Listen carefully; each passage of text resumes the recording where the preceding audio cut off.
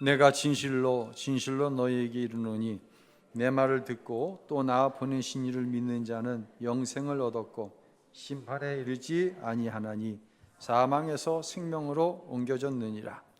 진실로 진실로 너희에게 이르노니 죽은 자들이 하나님의 아들의 음성을 들을 때가 오나니 곧 이때라. 듣는 자는 살아나리라. 아버지께서 자기 속에 생명이 있음같이 아들에게도 생명을 주어 그 속에 있게 하시었고 또 인자됨으로 말미암아 심판하는 권한을 주셨느니라. 이를 놀랍게 여기지 말라. 무덤 속에 있는 자가 다 그의 음성을 들을 때가 오나니 선한 일을 행한 자는 생명의 부활로 악한 일을 행한 자는 심판의 부활로 나오리라. 아멘. 할렐루야. 안식오를 출발하는 주일인데 누구라고 얘기하지는 않겠어요. 안수 집사님 한 분이 이런 말을 하는 거예요. 목사님, 사모님, 안식오를 가서 싸우지 마세요. 내가 누구라고 얘기는 안 해. 내가 속으로 내가 자기 같은 줄 아나? 제가 안식오를 가서 싸웠겠어요? 안 싸웠겠어요? 제대로 대답해봐요. 싸웠겠어요? 안 싸웠겠어요? 사람을 뭘로 알고 이 찬양도 있지. 그러는 거 아니야 진짜 이 말로. 싸웠죠. 정말 달라도 너무 다른 거예요. 싸운 정도는 아니고 제가 좀 싫은 말을 했어요. 아내는요 하루 중 한 끼니를 먹어요. 그리고 나머지 두 끼니는 그냥 흉내만 내는 거예요. 그러니 저는 하루 삼시세끼 다 먹어야 되는 삼식이거든요. 여행을 왔으면 푹 쉬면서 좋은 것 보고 뭐 맛있다고 하는 장소 있으면 찾아가서 맛있는 거 먹고 이게 여행 아니냐고. 그래서 제가 막 싫은 얘기를 했어요. 그러면서 나중에 무슨 얘기까지 했냐면 다음부터는 휴가 따로 가자고. 37년을 함께 살았는데 여전히 안 맞는 게 있어요, 없어요? 더 크게 얘기해봐. 있어요, 없어요? 이게 뭐 잘못된 건 아니에요, 그렇죠? 틀린 거예요. 서로가 안 맞아요. 이게 단둘이 하는 여행이니까 심판받을 사람도 없고. 한번 이제 제가 싫은 얘기를 한 이유로는 또 미안하더라고요. 뭐 그게 그 사람인데. 그래서 서로 상대의 처지에서 생각하며 맞춰가니 편안한 여행이 되었어요. 죽을 때까지 맞을까 안 맞을까? 안 맞아요. 죽을 때까지 안 맞아요. 안 맞는 게 답이에요. 잠깐만 맞추려고 그러지 마세요. 맞히라고 그러지 마세요. 안 맞아요. 참고로 다음 휴가도 같이 가기로 했어요. 그런데 말입니다. 그렇게 오랜 기간 살아도 안 맞는 게 있는데 절대로 그 사람처럼 안 되고 싶어. 안 맞고 싶어. 맞히지 않고 싶어. 그런데 찰떡같이 맞는 관계가 있어요. 같아지는 관계가 있어요. 누구와 누구의 관계? 부모와 자식. 다 그런 건 아니지만 대체로 아들은 누구를 닮아? 아버지 닮아요. 딸은 누굴 닮아? 엄마를 대체로 닮더라는 것입니다. 제가 아버님 생전에 계실 때 이런 질문들을 했어요. 아버님은 언제부터 머리숱이 그렇게 빠지셨어요? 그랬더니 40대 들어지시니까 조금씩 빠지더니 40대 중후반 되니까 머리가 대머리가 되더라는 거예요. 또 여쭸어요. 아버님은 커피도 안 잡수고 무슨 재미로 사세요? 언제부터 커피를 안 드셨어요? 50대가 되니까 카페인 있는 커피뿐만 아니라 50대 중반쯤 되시니까 녹차도 잠에 방해가 되시더라는 거예요.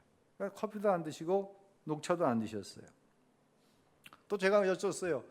아버지는 언제부터 당뇨 때문에 고생을 하셨어요? 보니까 60대에 들었으면서 당뇨약을 잡수시기 시작했다고 말씀하시는 거예요. 그러면서 너도 조심해라 이렇게 얘기하시는 거예요. 그런데 제가 40대에 들었으니까 머리숱이 많이 빠지기 시작하더니 40대 중후반이 되니까 이렇게 돼 버렸어요. 또 50대가 되니까 제가 하루에 커피를 보통 많이 마실 적에는 부목사 때는 한 6잔 정도 이렇게 마셨어요. 그것도 그 자판기 믹스 커피를. 그리고 50대 되기 전에는 하루에 한 2-3잔 정도는 이렇게 마셨거든요. 근데 50대에 들었으면서 커피를 마시면 잠이 안 와.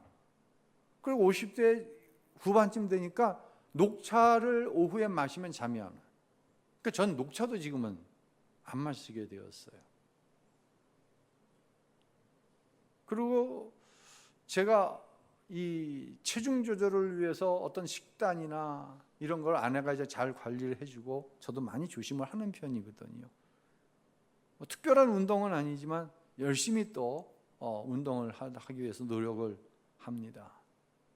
그런데 올해부터 당뇨약을 먹기 시작했잖아요. 의사가 그러는 거예요. 제가 먹는 식단, 운동량을 보면은 절대로 당뇨에 걸릴 수가 없대. 이거는 가족력이라고 설명할 수밖에 없다는 거예요. 참, 부부지간에는 죽을 때까지 안 맞고 부모와 자식지간에는 안 맞고 싶은데 맞더라는 거예요. 이게 부모와 자식, 아버지와 아들의 관계예요. 오늘 본문으로 설정한 19절부터의 말씀은 이런 배경이 있어요. 예수님께서 38년 된 병자를 안식일에 고치신 것을 유대인들이 시비 삼았잖아요. 그러니까 예수님께서 쭉 얘기 말씀하시다가 하나님이 내 진짜 아버지다, 나는 하나님의 친아들이다라는 말씀을 하셨어요. 그러니까 유대인들이 신성모독이라고, 지가 하나님의 아들, 이거 하나님을 모독하는 거라고 막 예수님께 대항을 했어요. 이때 예수님께서 유대인들에게 이런 대답을 하십니다. 19절 한번 읽도록 하겠습니다. 예수께서 그들에게 이렇게 대답하셨습니다. 내가 진실로 진실로 너희에게 말한다. 아들 혼자서는 아무것도 할 수 없고 아들은 아버지께서 하시는 것을 보는 대로 따라할 뿐이다. 아들은 무엇이든지 아버지께서 하시는 일을 그대로 한다. 아멘. 아버지께서 하시는 일을 아들도 그대로 하는 거예요. 아들은 무엇이든지 아버지께서 하시는 일을 그대로 하는 거예요. 아들이 쑥색입니까? 염려하지 마세요. 제가 그런 얘기예요. 집사님 보면 걱정할 거 없어. 뭐 늦게 되는 거지. 집사님처럼 될 거야. 왜? 뭐니까? 아들이니까. 예수님께서 하신 이 말씀은 단지 하나님과 예수님과 성부 성자의 관계에서만 말씀하시는 게 아니에요. 저와 여러분은 십자가의 은혜로 말미암아 하나님의 자녀 되어진 줄로 믿습니다. 예. 그러면 여러분은 누구와 닮은 거야? 하나님과 닮은 거예요. 노력해서 닮은 게 아니라 은혜로 하나님의 자녀 되어졌고 여러분의 성향, 경향, 오늘 설교의 제목이 구원받은 성도의 경향, 성향이거든요. 여러분의 성향과 경향 자체가 하나님 아버지처럼 하나님 아버지와 같이 된 거예요. 아멘 해봅시다 한번. 이제 여기서 이제 우리가 하나 좀 갈등하는 게 있죠. 그래? 내가 새 것이라고? 근데 내가 나를 보면 새 것 같지가 않아. 갈등하게 돼. 내 삶의 모습을 보면. 예수님은 분명히 이렇게 선언을 하십니다. 24절 읽습니다. 내가 진실로 진실로 너에게 말한다. 누구든지 내 말을 듣고 나를 보내신 분을 믿는 사람은 영생이 있고 심판을 받지 않는다. 그는 죽음에서 생명으로 옮겨졌다. 할렐루야. 하나님을 믿는 사람은 이미 죽음에서 생명으로 옮겨졌다. 옮겨졌다는 말은 헬라어 메티베베겐에서 나온 말인데 이건 완료 시제예요. 과거에 있었던 일이 아니라 진행 중인 일이 아니라 이미 완성되어진 거예요. 여러분은 이미 죽음에서 생명으로 완전히 옮겨진 거예요. 할렐루야. 그럼 또 이런 질문이 나오죠. 내가 아무리 나 자신을 봐도 의롭다고 칭함받을 것도 있지만 완전히 의롭지는 않습니다. 이렇게 얘기를 해요. 이게 정직한 얘기예요. 여러분, 우리가 하나님의 완전하신 분량에 이르지는 못했어요. 그런데 우리의 의는 예수를 믿은 그 이후로부터 성령의 도우심으로 날로 성화되어지는 과정을 거쳐 가는 것이라고 여러 번 말씀을 드렸어요. 점진적으로 우리는 하나님의 말씀을 만족시키는 하나님의 사람이 되었지만 하나님의 사람으로 되어져 가고 있는 것, 이것이 성도예요. 그러면 목사님, 내가 완전히 새롭게 되었다고 하는 의미는 무엇인가요? 이것은 내 본성과 내 성향이 하나님처럼 되었다는 거예요. 그래서 굉장히 중요한 얘기거든요. 경향이라고 하는 거, 성향이라고 하는 거. 10년 전, 20년 전 나를 알던 사람이 10년, 20년이 지나서 나를 만났어요. 나를 보았어요. 야, 너 옛날과 성향이 달라졌어? 너 옛날과 경향이 달라졌어? 이런 이야기를 여러분 들으시죠? 들으시죠? 왜요? 이게 새 것이 된 거예요. 아직 스스로가 생각할 때 완전히 나 스스로도 하나님의 의에 비춰 만족하지 못할 요소들이 여전히 있지만 누군가 나를 볼 때, 내가 나를 생각할 때, 내가 하나님과의 관계에서, 사람과의 관계에서 성향, 경향이 달라진 거예요. 이제 이게 29절 말씀으로 좀 설명을 드릴게요. 부활에 대한 이야기를 하는데요. 먼저 악인도 부활을 합니다.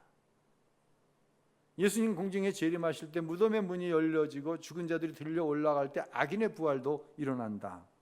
그러나 그들의 심판의 형량은 무엇이냐? 지옥이에요. 이때는 아이고 잘못했습니다. 아이고 이렇게 보니까 예수님이 정말 계시네요. 네, 예수 믿겠습니다. 소용없어요. 이건 지옥이에요. 선한 일을 행한 사람 역시 심판대 앞에 섭니다. 그들의 형량은 뭐예요? 영원한 천국인 줄로 우리는 믿습니다. 그 말씀을 29절에 이렇게 하는 거예요. 함께 읽죠. 이것에 놀라지 말라. 무덤 속에 있는 모든 사람들이 아들의 음성을 들을 때가 온다. 선한 일을 행한 사람들은 부활의 생명을 얻고 악한 일을 행한 사람들은 부활의 심판을 받을 것이다. 아멘 합시다. 아멘. 또 여기서 우리가 풀어야 될 한 단어가 있어요. 무슨 단어냐면 어떤 일을 행한 사람들이 부활의 생명, 즉 천국 가요? 어떤 일? 선한 일. 여기서 또 혼돈이 올 수 있어요. 우리가 아는 지식은 뭐예요? 선행으로 영생을 얻어요? 의로운 율법적인 삶을 통하여서 구원을 얻어요? 우리는 아니라고 알고 있잖아요. 우리는 어떻게 알고 있습니까? 에베소서 2장 8절 읽습니다. 여러분은 믿음으로 인해 은혜로 구원받았습니다. 이것은 여러분에게 나온 것이 아니요 하나님의 선물입니다. 할렐루야. 행위 율법으로는 구원 못 받아요. 은혜로만 구원받아요. 그래서 이렇게 부연 설명을 9절에 합니다. 읽겠습니다. 행위에서 난 것이 아니니 아무도 자랑하지 못하게 하려는 것입니다. 할렐루야. 행위가 아니에요. 그런데 무엇으로 영생, 무엇으로 부활의 생명, 영생을 얻는다고요? 선한 일을 행한 자에게 영생을 준다고 합니다. 안 맞잖아요. 선한 행위로 영생 받는 거 아니고 오직 예수 그리스도를 믿는 믿음으로 은혜로 거저받은 것이 우리가 얻은 영생이요 영원한 천국인데 왜 예수님께서는 선한 일로 구원함을 받는다고 말씀하셨을까요? 이 문제를 정확하게 풀어내야 돼요. 전반전 45분에 해당되는 말씀은 지난주에 말씀을 드렸어요. 이따 결론부에 다시 말씀을 드릴 거예요. 후반전 45분에 해당하는 말씀이 오늘 이 말씀이에요. 이 말씀은 기독교 신앙에 있어서 실제로 우리가 성경을 읽거나 설교를 들을 때 이 교리를 제대로 이해하고 있지 않으면은 스스로 자꾸만 질문을 하는데 답이 나오지 않는 거예요. 자신의 내면뿐만 아니라 교회가 건강하게 성장을 해서 건강한 내 영혼, 심령의 상태를 가지고 지난주 말씀드린 것처럼 은혜 안에 있는 선함을 가지고 가정으로 나아갈 때 가정의 변화가 일어나고, 은혜 안에서 선함을 가지고 내 삶의 터전으로 향해 나아갈 때 거기에 하나님의 은혜의 역사가 임하는 줄로 믿으시기를 바랍니다. 그런데 은혜는 빠지고 선함만 있으니 해석이 안 되는 거예요. 이 교리가 잘못되면요, 성경이 이해가 안 됩니다. 설교가 이해가 안 됩니다. 이 교리가 해석이 안 되면요, 교회도 기독교 신앙에 유사한 신앙을 가리키고 유사한 신앙 정도만 여러분이 알고 있게 되는 거예요. 어떤 신앙? 유사한 신앙. 유사한 거는 진짜예요, 가짜예요? 이 부분에 헷갈리는 거예요. 나는 유사한 신앙을 갖고 있는데 진짜 신앙이라고 스스로 치부하는 거예요.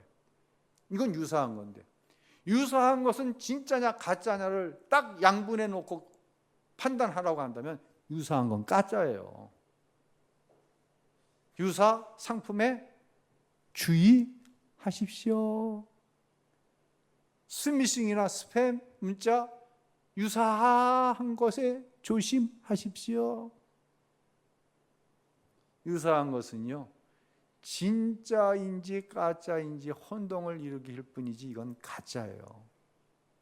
여러분, 가짜를 가지고 있으니 영생을 누리지 못하는 거예요. 가짜를 가지고 있으니 말씀이 내 삶의 가장 커다란 당연한 복이 되어야 되는데 복이 되지 못하는 거예요. 자, 여기서 연상되는 이 말씀이 마태복음에서 이렇게 해석이 되어집니다. 여러분의 이해를 돕기 위해서 좀 마태복음에서 좀 보도록 할게요. 예수님께서 공중에 재림하실 때 아까 29절에 모든 사람이 일어난다고 그랬어요. 모든 사람이 들려 올라간다고 그랬어요. 예. 자, 마태복음 25장 32절, 33절을 함께 읽죠. 모든 민족들이 그 앞에 모이게 되고 목자가 염소 중에서 양을 가려내듯이 인자는 그들을 둘러 갈라 양들은 자기 오른쪽에. 자, 놔둬보세요. 모든 민족들이 예수님의 심판대 앞에 서는 거예요. 예수님의 공중에 재림하실 때. 예수님이 목자신데 목자가 뭐 중에서 뭘 가려내요? 잘 보세요. 뭐 중에서 뭘 가려내요? 염소 중에서 양을 가려내는 거예요. 양 중에서 염소를 가려내는 게 아니에요. 왜 이렇게 말씀하셨을까? 제가 언뜻 경험하게 되는 생각은, 염소 중에서 양을 구별해내듯이 염소가 많은 거예요, 양이 많은 거예요? 다 염소 같은 거예요, 겉으로 보기에는. 근데 그 중에서 목자가 양만 가려내시는 거예요. 이렇게 되면 염소가 훨씬 많아요, 양이 훨씬 많아요? 염소가 훨씬 많은 거예요. 이 때가 온다는 거예요. 양을 염소 가운데서 가려내가지고 양은 주님의 심판하시는 심판대 오른편에, 염소는 주님의 심판대의 왼쪽에 둘 것이다 라고 말씀을 하십니다. 여기서 중요한 것은 양과 염소이기보다는 오른편과 왼편이에요. 오른편 헬라어로 덱시오스라고 얘기하는데 의미는 영접하다라고 하는 의미예요. 즉 예수님을 영접한 사람은 주님의 우편에 세우는 거예요. 구원의 편이죠. 반대로 왼편은 헬라어로 유오니모스라고 하는데 이게 합성어예요. 유는 좋은, 오노마는 이름, 명예. 이걸 의역을 하면 내 명예, 내 영광, 내 의, 자기를 나타내기 위해서 좋은 일을 행한 사람이라는 의미예요. 철저하게 누구예요? 나예요. 예수님과는 관계가 없어요. 내 이웃과 관계 없어요. 이 사람이 거하는 데가 어디예요? 왼편, 다른 말로 영원한 형벌, 지옥의 편이라는 거예요. 그런데 예수님께서 이 각자 다른 결과 정도가 아니죠. 완전한 축복, 완전한 심판, 영원한 생명, 구원과 천국과 영원한 지옥에 이르는 사람들을 향해 이런 의미 있는 말씀을 하세요. 이 의미 있는 말씀은 그들이 한 어떤 행동이 아니라 그들이 가지고 있는 성향, 경향에 대해서 말씀을 하세요. 먼저 우편에 있는 사람들에게 말씀을 하시는 거예요. 야, 너희는 내가 목마를 때 마실 것을 주었고, 내가 배고플 때 나에게 먹을 것을 주었어. 내가 헐벗을 때 나에게 입을 것을 주었어. 그러니까 이 오른쪽 양, 이 영원한 천국을 허락함 받은 사람들이 질문을 합니다. 아니 예수님, 저는 예수님께 먹을 것을 드린 기억이 없습니다. 예수님이 목말라 하실 때 마실 것을 드린 기억도 없고 옷을 드린 기억도 없어요. 내가 어려운 사람들에게 어떤 일, 대단한 일을 행한 기억이 없습니다. 이렇게 대답을 하는 거예요. 그 대답이 37절이 나와요.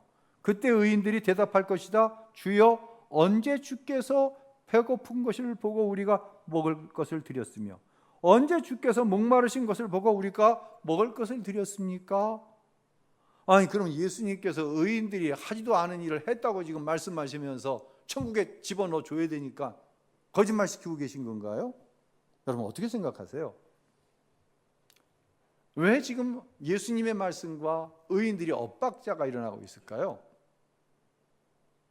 왜 그럴까요?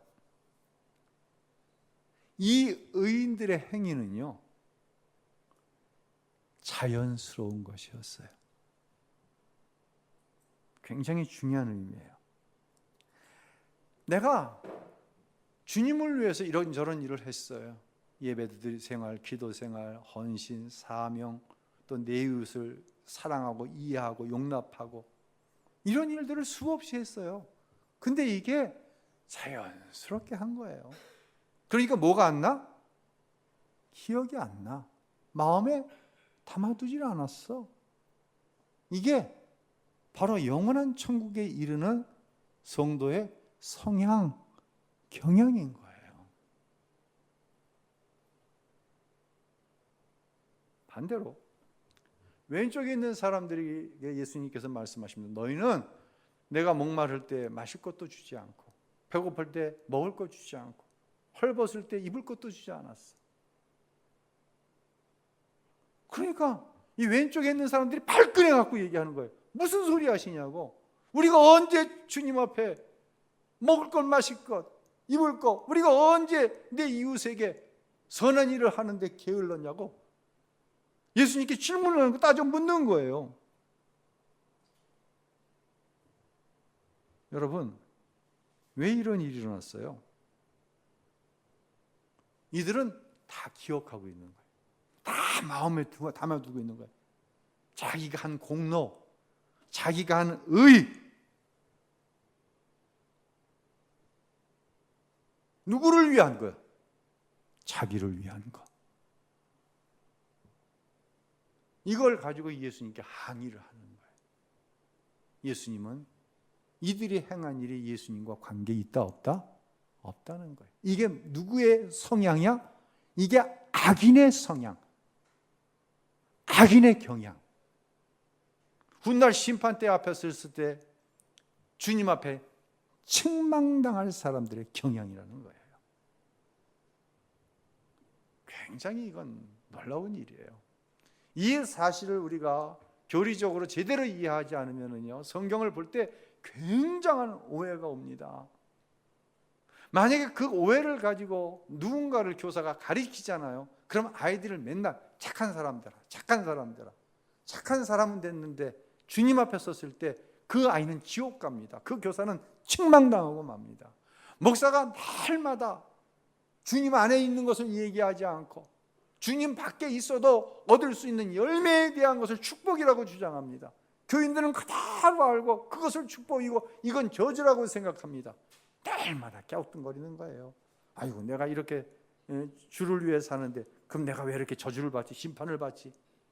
이건 목사가 주님 앞에 섰을 때 심판의 대상자도 정도가 아니라 내가 그렇게 하더니 목사도 지옥 가는 거예요. 주님의 좌편에 앉아서 목사 하나님, 내가 새벽기도 빠지지 않고 있고 주일날 내가 성도들을 설교를 위해서 설교 좀 열심히 했고 정말 한심한 일이 되어버리는 거예요. 그런데 죄송하지만요, 예수님 말씀하시는 거예요. 염소 중에서 양을 구별해내겠다는 거예요. 이게 모든 사람이 주님의 재림때에 섰을 때 분명하게 일어날 일이에요. 깨달으시길 바랍니다. 예. 자, 지난 주일 말씀과 이제 이번 주 말씀 이렇게 좀 결합을 해보겠습니다. 지난 주일 이제 은혜 안에 있는 선함에 대해 말씀을 드렸어요. 그리고 우리의 이 은혜라고 하는 것이 항상 충만하지 않기에 특별히 이 주일 예배를 통해 은혜가 채워지면 은혜 안에서 나온 선함을 통해 나와 내 주위의 사람들이 함께 평안함, 영생 얻는 삶을 살 수 있다. 이런 은혜를 받은 사람이 많은 가정이 축복된 가정이다 말씀을 드렸죠. 반면에 은혜 없는 선함은 뭐가 난다? 뭐가 난다? 한 사람만 얘기할 때까지 설마 한 사람이라도 기억하고 있지. 은혜 없는 선함은 뭐가 난다? 바닥난다. 바닥이 나요. 바닥이 나면 내가 은혜 없이 이 선한 자식을 향해, 남편을 향해, 아내를 향해 이 선함을 행하기 위해서 얼마나 많은 희생을 했어, 손해를 봤어. 이게 기어 올라와서 그 바닥난 선함의 자리에 채워지는 거예요. 그러면 그 가정은 날마다 쓴뿌리예요. 쓴물만 기어 올라오는 거예요. 정말 조심해야 돼요. 정말 심각해야 돼요. 그래서 지난주 여러분이 기분 나빴을 거예요. 어느 몇 가정이 아니라 여러분 가정 모두가 이 쓴뿌리에 지금 잠겨 있다고 말씀을 드렸어요.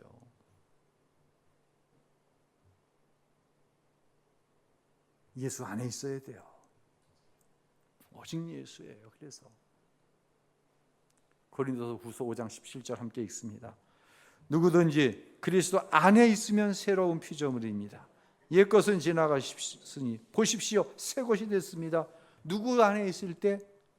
예수 안에 있을 때. Only in Christ. 오직 예수 안에 있을 때만 우린 새 것이에요. 이 새 것은 뭐예요? 경향, 성향이 달라진 거예요. 완전히. 예. 성향이 다른 거예요. 경향이 다른 거예요. 새 것이 되어지기 전에 내 성향 경향과 새 것이 된 내 성향과 경향이 다른 거예요. 다른 거예요. 이게 다르지 않으면, 이 성향과 경향이 다르지 않으면은요, 죄송합니다, 가르치는 일에 합당하지 않아요. 가르치는 자의 일에 합당하지 않아요.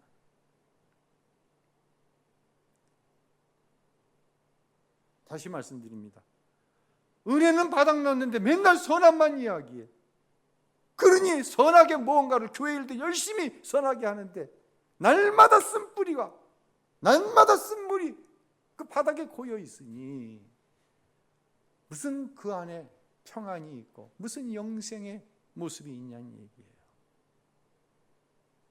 굉장히 이거는 우리를 깊이 생각하게 해야 하는 그런 얘기예요. 청소년부들이 이번에 수련회를 가는데 지난주까지만 해도 제가 보고를 받기를 누구는 어때서 누구는 막 위태위태. 그런데 어제 우리 교육자들 모아놓고 회의하는데 우리 황윤순 전사가 이상하대. 한 주간 이상한 일이 벌어졌대. 청소년들 다 간대. 교사들 다 간다는 거예요. 할렐루야. 다 가서 그곳에서 우리 교사들도 새 것이 되고 우리 청소년들도 새 것이 될 수 있도록 기도해야 돼요. 이게 교회가 살고 가정이 살고 이 나라와 이 민족이 사는 유일한 방법이에요. 다 성향이 달라지는 거예요. 경향이 달라진 거예요. 수련회 가기 전과 수련회 갔다 온 후에 내 아이의 성향, 경향이 달라지면 부모된 여러분이 제일 수줍어하는 거예요. 내 아이가 성향이 달라졌네, 경향이 달라졌네. 얼마나 이게 대단한 일입니까? 비록 우리는 악한 권세가 사로잡은 세상 가운데 살아요. 그래서 당하지 않을 고난을 당하기도 하고, 나는 분명히 새 것인데 새 사람이 되었는데 실수도 하고 실패도 해요. 고난 당해요. 그런데 말입니다, 이것은요 잠깐이에요. 우리는 예수님께서 이미 우리에게 허락하신 그 은혜로 말미암아, 새로워진 성향과 경향으로 말미암아 이걸 견뎌내는 거예요. 이전의 성향, 경향을 가졌으면 이거 견뎌내지 못해.